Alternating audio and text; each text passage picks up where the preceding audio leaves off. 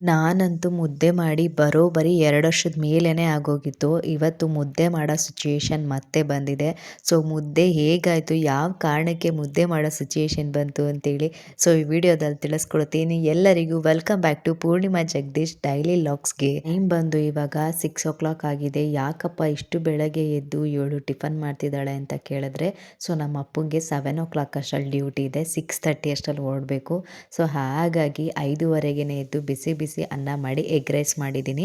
ಬೆಳಗ್ಗೆ ಟಿಫನ್ಗೂ ಅದೇ, ಹಾಗೆ ಮಧ್ಯಾಹ್ನ ಊಟಕ್ಕೆ ನೆನ್ನೆ ಮುದ್ದೆ ಇತ್ತು. ಅದನ್ನೇ ತೊಗೊಂಡೋಗ್ತೀನಿ ಅಂತ ಅಂದರು. ಸರಿ ಅಂತೇಳಿ ಅದಕ್ಕೆ ಸಾಂಬಾರು ಬಿಸಿ ಮಾಡಿ ಬಿಸಿ ಬಿಸಿ ಎಗ್ ರೈಸ್ ಮಾಡಿ ಕೊಟ್ಟಿದ್ದೀನಿ. ಹೇಗೂ ಟೈಮ್ ಆಗಿದೆ, ಎದ್ದಿದ್ದೀನಿ ಅಂತೇಳಿ ಬೆಳಗ್ಗೆನೆ ಪಾಪು ಎದ್ದೊಳಕ್ಕೂ ಮುಂಚೆ ಎಲ್ಲ ಕೆಲಸನೂ ಮುಗಿಸ್ದೆ. ಹೋಗಿ ತರಕಾರಿ ತೊಗೊಂಬಂದು ಸಾಂಬಾರು ಮಾಡಿದ್ರೆ ಇವತ್ತಿನ ಕೆಲಸ ಅಂತೂ ಮುಗಿಯುತ್ತೆ ನಂದು. ಇದು ಅಕ್ಕಿ ಬಂದು ಪಾಪು ಇದಕ್ಕೆಲ್ಲ ನೀರು ಚೆಲ್ಬಿಟ್ಟು ಎಲ್ಲ ನುಚ್ಚಕ್ಕಿ ಥರ ಆಗಿ ಸ್ಮೆಲ್ ಬಂದುಬಿಟ್ಟಿತ್ತು. ಬಿಸಿಲಿಗೆ ಒಣಗಾಕಿದ್ರೂ ಅದು ಸ್ಮೆಲ್ ಆಗಿತ್ತು. ಸರಿ ಅಂತೇಳಿ ಹಸು ಬರೋದನ್ನು ಕಾಯ್ತಾ ಇದ್ದೆ. ನಮ್ಮ ಅದೃಷ್ಟಕ್ಕೆ ಇವತ್ತು ಹಸು ಬಂತು. ಹಸುಗೆ ಬರೀ ಅಕ್ಕಿ ಕೊಡ್ತಾರೇನೋ, ನನಗದ್ರ ಬಗ್ಗೆ ಗೊತ್ತಿಲ್ಲ. ಹಾಗಾಗಿ ಬೇಡ ಅಂತೇಳಿ ನಾನು ನೀರಿಗೆ ಅಕ್ಕಿನ ಸುರಿದ್ಬಿಟ್ಟು ಹಸು ಹತ್ರ ಇಟ್ಟೆ. ಅದು ನೀಟಾಗಿ ನೀರು ಕುಡ್ಕೊಂಡು ಅಕ್ಕಿ ಎಲ್ಲ ಖಾಲಿ ಮಾಡ್ತು. ಸಮಾಧಾನ ಆಯಿತು. ಯಾಕಂದರೆ ನನಗಂತೂ ಅಷ್ಟು ಅಕ್ಕಿ ವೇಸ್ಟ್ ಮಾಡೋಕ್ಕೆ ರೆಡಿ ಇರಲಿಲ್ಲ. ಬಟ್ ಸ್ಮೆಲ್ ಬಂದುಬಿಟ್ಟಿತ್ತು, ಯೂಸ್ ಮಾಡೋಕ್ಕಾಗಿಲ್ಲ ಅಂತೇಳಿ ಹಸುಗೆ ಹಾಕ್ತೆ. ಇವತ್ತಿಗೆ ಅಮ್ಮ ಊರಿಗೆ ಹೋಗಿ 3-4 ಡೇಸ್ ಆಯಿತು. ಇನ್ನು ಯಾವಾಗ ಬರ್ತಾರೋ ಗೊತ್ತಿಲ್ಲ. ಅವ್ರ ಅತ್ತೆಗೆ ತುಂಬ ಹುಷಾರಿಲ್ಲ, ಸೀರಿಯಸ್ ಆಗಿದೆ. ಹಾಸ್ಪಿಟ್ಲಿಗೆ ಅಲ್ಲಿ ಇಲ್ಲಿ ಓಡಾಡಬೇಕು ಅಂತೇಳಿ ಹೋಗಿದ್ದಾರೆ. ಮನೇಲಿ ಅತ್ತೆ ಕಜ್ಜಾಯ ತೊಗೊಂಬಂದು ಕೊಟ್ಟಿದ್ರು. ಅವ್ರು ಒಂದು ತಿನ್ನಲೇ ಇಲ್ಲ. ಹಾಗೆ ಇಟ್ಟಿದ್ರು, ನಾಳೆ ತಿನ್ನೋಣ ಅಂತೇಳಿ. ಬೆಳಗ್ಗೆನೆ ಕಾಲ್ ಬಂತು ಅವ್ರಿಗೆ ಹುಷಾರಿಲ್ಲ ಅಂತೇಳಿ. ಹಾಗೆ ಹೋಗಿದ್ದಾರೆ. ಸರಿ ಇದನ್ನೆಲ್ಲ ಅರೇಂಜ್ ಮಾಡಿಬಿಟ್ಟು ಎತ್ತಿಟ್ಬಿಟ್ಟು ಹೋಗೋಣ ಅಂತ ಬಂದೆ. ಮನೇಲಿ ಸಣ್ಣ ಪುಟ್ಟ ಕೆಲಸ ಎಲ್ಲ ಮುಗಿಸಿ ಸ್ಲಿಪ್ಪರ್ ತೊಗೊಳ್ಳೋಣ ಅಂತ ಸ್ಲಿಪ್ಪರ್ ಅಂಗಡಿಗೆ ಬಂದೆ. ನನ್ನ ಹತ್ರ ಚಪ್ಪಲಿ ತೊಗೊಂಡೆ 3-4 ಇಯರ್ಸ್ ಆಗಿತ್ತು. ಅದನ್ನೇ ಯೂಸ್ ಮಾಡ್ತಾ ಇದ್ದೆ. ಎಲ್ಲ ಕಿತ್ತೋಗ್ಬಿಟ್ಟಿತ್ತು. ನೆಕ್ಸ್ಟ್ ದಿನ ಅಂತ ಇದು ಮಾಡೋದು ಅಂತೇಳಿ ಹೊಸದು ತೊಗೊಳ್ಳೋಣ ಅಂತೇಳಿ ಬಂದೆ. ಎಲ್ಲ ಕನ್ಫ್ಯೂಷನ್ ಆಗೋಯ್ತು ನೋಡಿ, ಹೊಸ ಹೊಸ ಡಿಸೈನ್ಸ್ ಎಲ್ಲ ನೋಡಿ.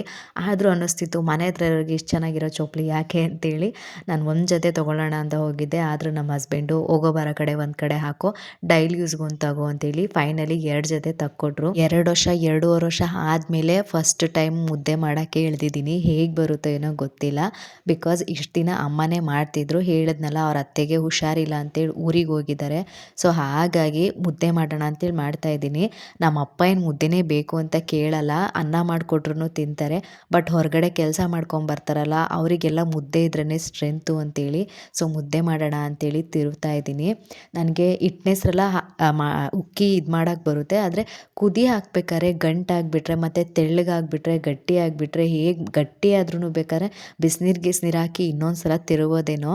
ಆದರೆ ಇದೇನಾದರೂ ಕುದಿ ಹಾಕ್ಬೇಕಾದ್ರೆ ತೆಳ್ಳಗಾಗೋದ್ರೆ ಒಂದು ಸಲ ಕುದ್ದಾದ್ಮೇಲೆ ಮತ್ತೆ ಅದು ತೆಳ್ಳಗಾಕಿ ಹಸಿಟ್ಟು ಹಾಕಕ್ಕೆ ಹೋದರೆ ನಿಮಗೆ ಗೊತ್ತಿರುತ್ತೆ, ಅಂಟ್ರಿಸೋದು ಕಿಚ್ಕ ಪಿಚ್ಕ ಆಗೋ ಥರ ಮಾಡುತ್ತೆ. ಆ ಥರ ಆದರೆ ತಿನ್ನೋಕ್ಕೂ ಆಗಲ್ಲ, ಸ್ಯಾಟಿಸ್ಫ್ಯಾಕ್ಷನ್ ಇರಲ್ಲ, ಮಾಡಿದವ್ರು ನಮಗೂ ಬಡ್ಸೋಕ್ಕೆ ಮನಸ್ಸಿರಲ್ಲ. ನನ್ನ ಅದೃಷ್ಟಕ್ಕೆ ಮುದ್ದೆ ಚೆನ್ನಾಗೇ ಆಯಿತು. ಹೇಗೆ ಬರುತ್ತೋ ಏನಾಗುತ್ತೋ ಅಂತ ಅಂದ್ಕೊಂಡಿದ್ದೆ. ಆಮೇಲೆ ಅನ್ನಿಸ್ತು, ಕಲ್ತಿರೋ ವಿದ್ಯೆ ಯಾವತ್ತೂ ಕೊನೆ ಆಗಲ್ಲ. ಒಂದಲ್ಲ ಒಂದು ಕ್ಷಣಕ್ಕೆ ಇವತ್ತು ಕೈ ಜಾರಿದ್ರೂ ಇನ್ನೊಂದು ಸಲ ನಮ್ಮ ಕೈ ಹತ್ತುತ್ತೆ ಅಂತೇಳಿ ನನಗೆ ಇವತ್ತು ಪ್ರೂವ್ ಆಯಿತು. ಖುಷಿ ಆಯಿತು ಚೆನ್ನಾಗಿ ಬಂದಿದ್ದಕ್ಕೆ. ನೀಟಾಗಿ ತೆಳ್ಳಗೆ ಬೆಣ್ಣೆ ಥರ ಬಂತು. ಇದೇನಾದರೂ ಗಟ್ಟಿ ಆಗೋಗ್ಬಿಟ್ರೆ ಏನಪ್ಪ ಮಾಡೋದು ಅಂತಲೂ ಅನಿಸಿತ್ತು. ಇನ್ನೊಂದು ಕಡೆ ಹಾಗೆ ಸಾಂಬಾರು ಕುದಿಯೋಕ್ಕೆ ಇಟ್ಟಿದ್ದೀನಿ.